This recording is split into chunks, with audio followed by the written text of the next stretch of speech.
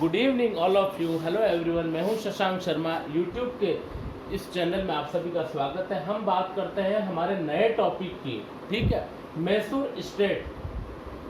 हमने मध्यकालीन भारत को पढ़ा है, जहां हमने विजयनगर साम्राज्य को देखा है। तो विजयनगर साम्राज्य के पतन के पश्चात में उसी के ही खंडरों पर मैसूर राज्य में नए वाडियार वंश की स्थापना होती है। 1612 में वाडियार वंश की स्थापना होती है। 18वीं शताब्दी में मैसूर राज्य में वाडियार वंश के शासक चिक्का कृष्ण राज द्वितीय नाम का शासक होता है, जिसका कालखंड 1734 से 1766 ईस्वी तक रहता है। हैदर अली इसी के ही काल के अंदर अपनी शक्ति और प्रतिस्पर्धा को स्टार्ट करता है। हैदर अली मैसूर राज्य की इसी शासक के अधीन रहकर सैनिक के रूप में भर्ती होता है और धीरे धीरे अपने आप को शक्तिशाली बनाता हुआ फ्रांसीसियों से मित्रता स्थापित करता है और मैसूर स्टेट की जो कह सकते हैं कि अवस्था है उसको सुधारता है। मैसूर की अर्थव्यवस्था है, मैसूर की सैन्य प्रबंध व्यवस्था, उन सभी को सुधारता है, जिस वजह से यह प्रधानमंत्री तक पहुंच जाता है। इसके पश्चात यह मैसूर राज्य को हड़प लेता है, ठीक है, नंद राज से प्राप्त कर लेता है और मैसूर राज्य का वास्तविक सर्वेसर्वा बन जाता है 1761 ईस्वी के अंदर, ठीक है। हम बात करते हैं अब आंग्ल मैसूर युद्ध के से रिलेटेड। देखिए यहाँ पे बक्सर के युद्ध के पश्चात इंग्लैंड ने कह दिया कि अब आप प्रत्यक्ष रूप से या अप्रत्यक्ष रूप से किसी भी प्रकार से सैनिक कार्यवाही नहीं करोगे।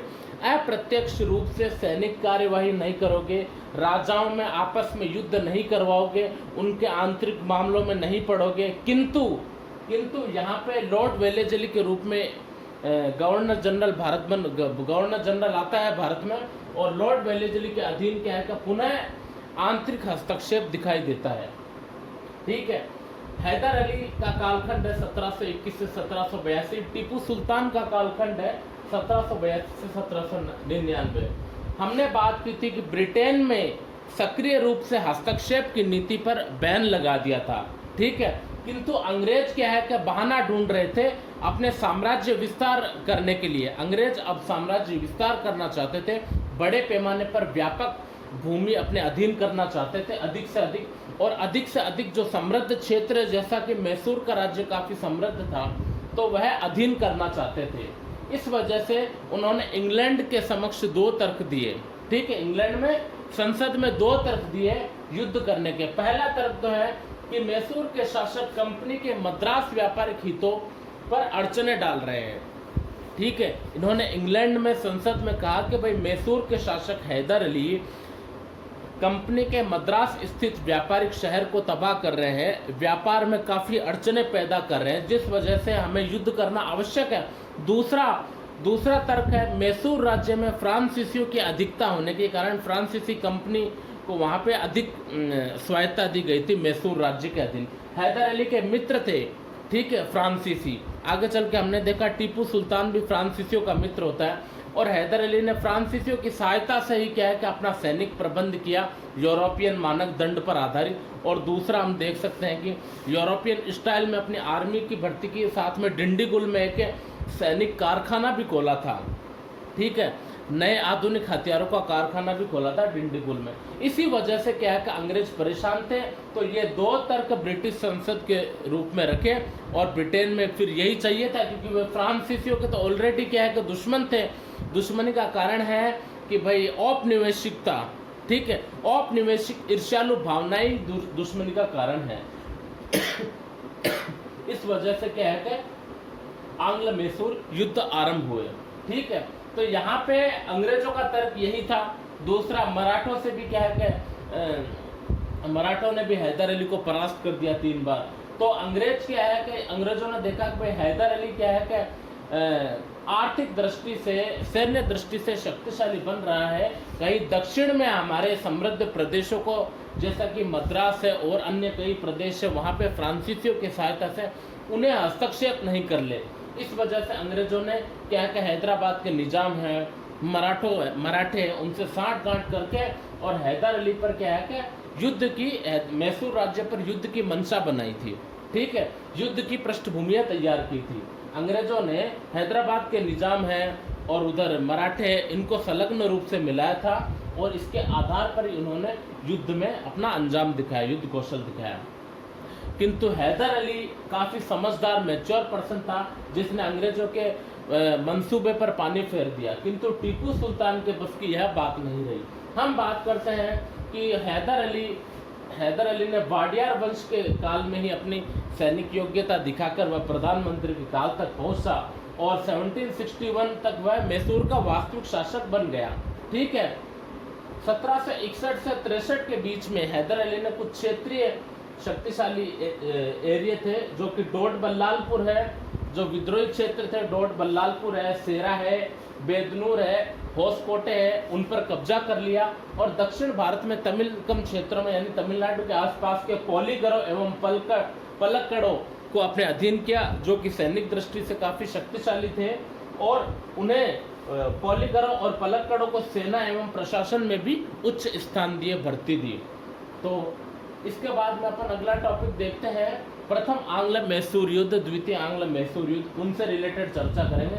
हमने देखा कि भाई हैदर अली का इंट्रोडक्शन है और अंग्रेजों की जो पृष्ठभूमि है, किस प्रकार उन्होंने ब्रिटेन की संसद के समक्ष ये दो तर्क रखे थे और उसके बाद में कंपनी ने त्रिपक्षीय समझौता कर, यानी हैदराबाद के निजाम, स्वयं ईस्ट इंडिया कंपनी और मराठों को संलग्न करके और हैदर अली पर आक्रमण करने की योजना बनाई। यह मामला इनका चलता ही रहा। तो हम आगे बात करते हैं। ठीक है, आप लोग इसका स्क्रीनशॉट ले लीजिए जितने।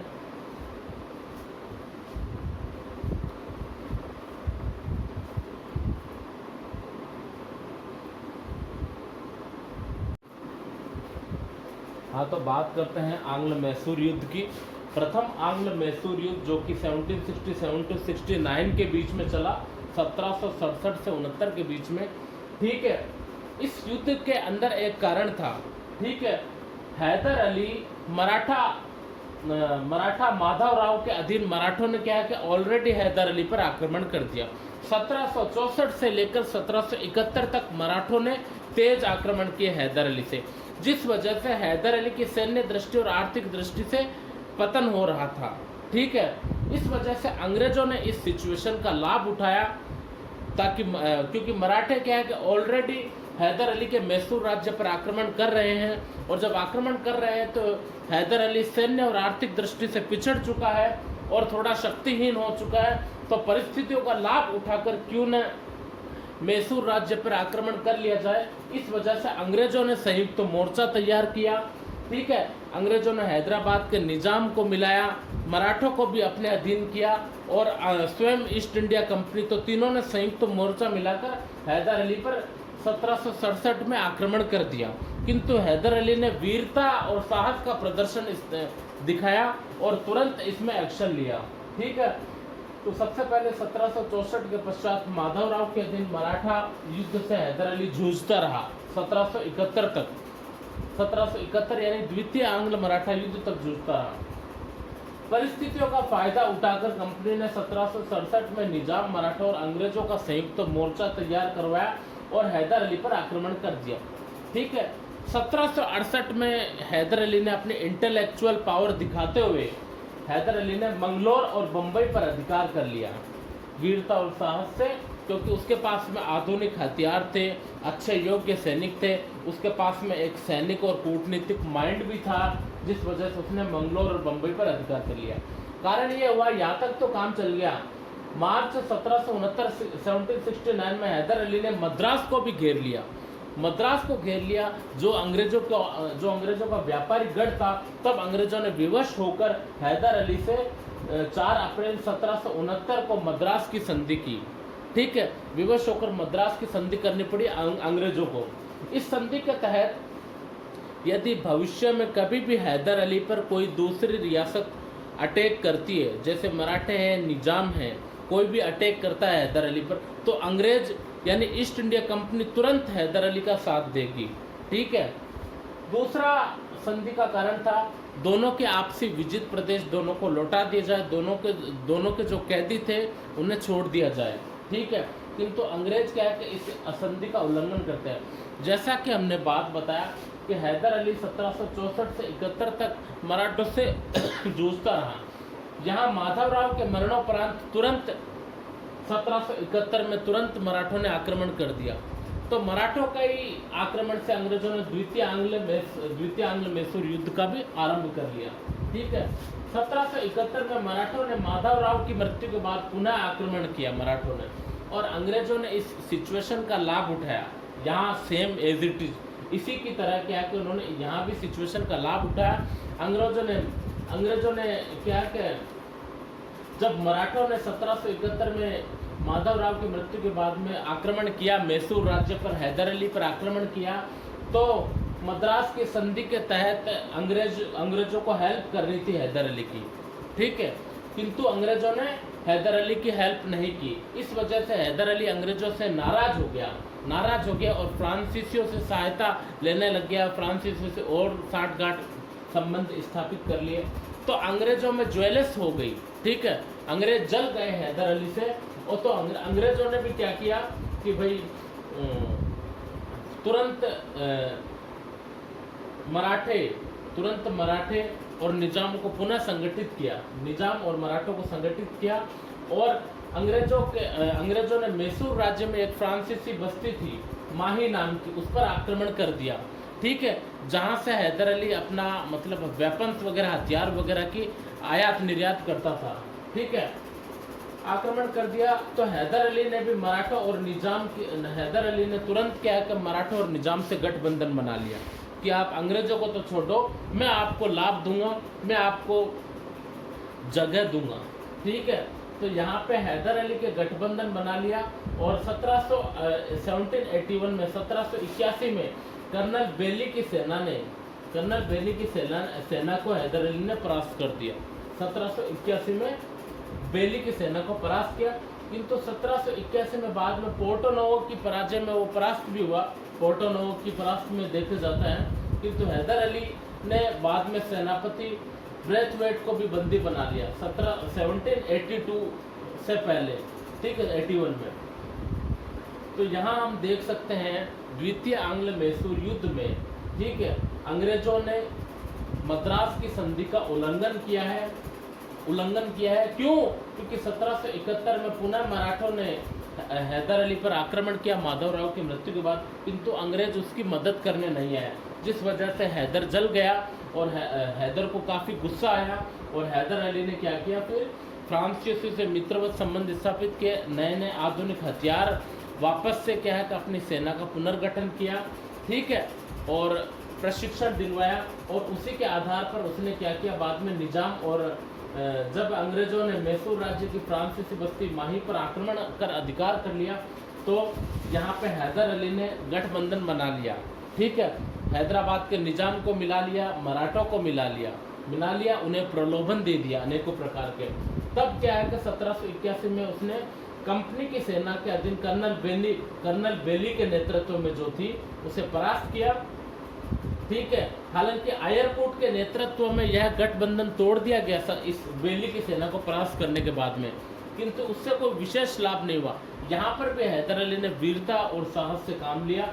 हालांकि 1781 में हैदर अली पोर्टोनोवो में परास्त हुआ, किंतु पुनः उसके तुरंत बाद में ही उसने कंपनी की सेना ब्रेथवेट के नेतृत्व में उसे परास्त कर दिया।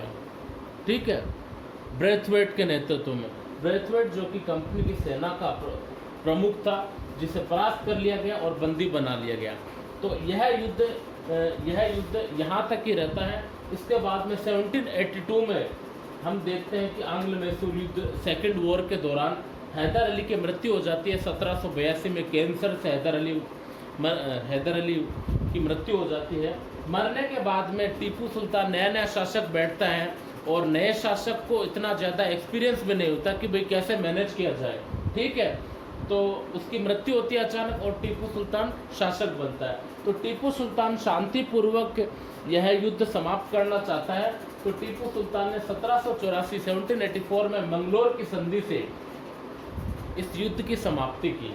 ठीक है, तो यह द्वितीय आंग्ल मैसूर युद्ध मंगलोर की संधि से समाप्त होता है, जो टीपू सुल्तान और कंपनी के बीच में यह संधि होती है।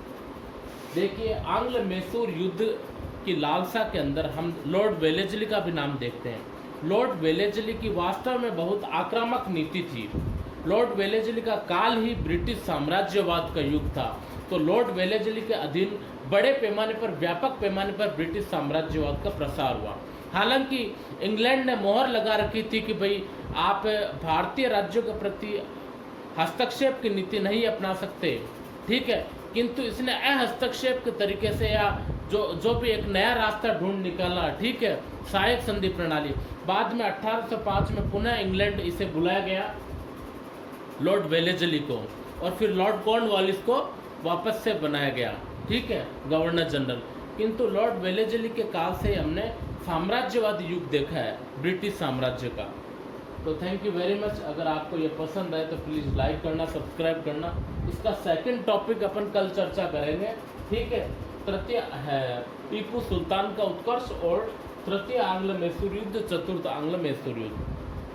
प्लीज़ इसे लाइक करना, सब्सक्राइब करना। Thank you very much.